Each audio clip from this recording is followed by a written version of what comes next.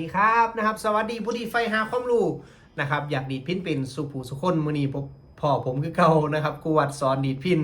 ผู้ใดอยากดีดพินใดอยากดีดพินเป็นนะครับเนาะกดติดตามกดไลค์กดแชร์ไว้นะครับเฮามีความรู้ดีๆมาฝากทุกท่านนะครับอยู่เรื่อยๆกันแล้วกันนะครับเนาะมื้อนี้มีหยังมาฝากเทคนิคนะครับที่เฮาจะต้องควรฝึกนะครับหรือว่าเทคนิคที่เฮาใส่เป็นประจำเวลาเกินหรือว่าเวลาเล่นไลฟ์ผู้ไทยเอาไว้จะฝึกนิ้วเอาไว้จะฝึกสำเนียงครับหรือว่าเอาไว้ถ้าแบบว่ามือใดมือหนึ่งนะครับเฮาเล่นไปหลายๆเฮาอยากมีแนวคิดเป็นของเจ้าของหรือว่าลูกฝึกเป็นของเจ้าของลองเอาไปเป็นแนวทางครับมื้อนี้นะครับเทคนิคยังนะครับนั่นก็คือเทคนิคดีดแล้วก็ตบนะครับดีดแล้วก็ตบนิ้วลง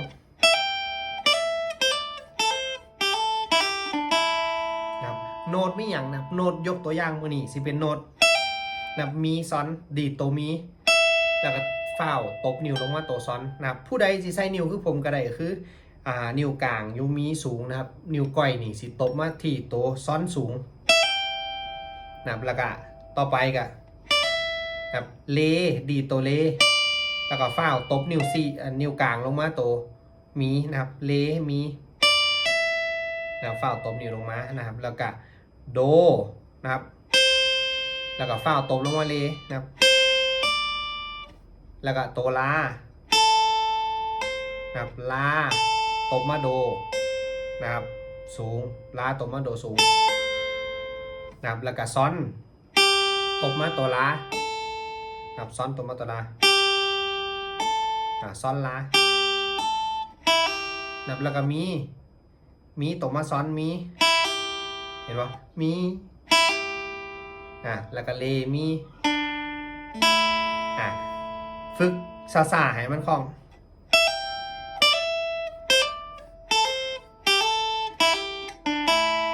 เห็นป่ะมันจะเป็นลูกฝึกอีกลูกฝึกที่เขาจะต้องใส่ฝึกนิ้วนะครับเนาะ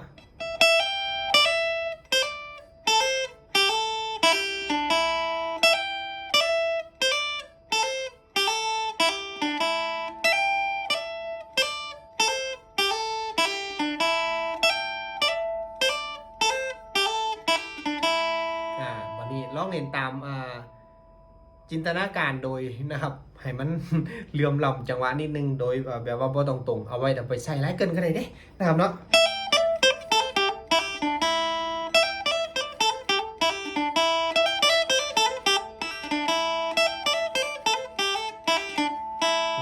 มือขวาผมนะครับซีเน้นดีดลงอย่างเดียวครับมือนี้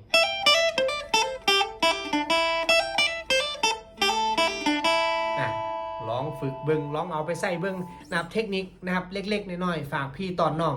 นะครับทุกๆมือก็แล้วกันนะผู้ใดนะครับสอบหรือว่าผู้ใดมักเทคนิคการสอนแบบนี้นะครับสามารถอยากเรียนน้ำอาจารย์ว่าสั่นหรือว่าอยากได้พินน้ำอาจารย์เด้ว่าสั่นติดต่อยังไงผู้ลงคนหัวแต่เขามาเบิ้งกับมีผู้ลงคนติดตามอยู่โดนแล้วก็มีขอบคุณหลายๆนี่เลยครับ ID ไลน์เลยว่าเบอร์โทรของผมนะครับ087 932นะครับ2717นะครับ087 9322717นะครับบ่ซื้อบ่ว่ากันยินดีให้คำแนะนำโทรมาได้นะครับทักไลน์มาได้ครับแล้วพบกันนะครับขอบคุณทุกท่านไลน์ผู้ใดมากกับฝากกดไลค์กดแชร์กด Subscribe เป็นกำลังแรงใจให้ลูกให้หลานครับพบกันคลิปหน้าสำหรับคลิปนี้นะครับสวัสดีครับ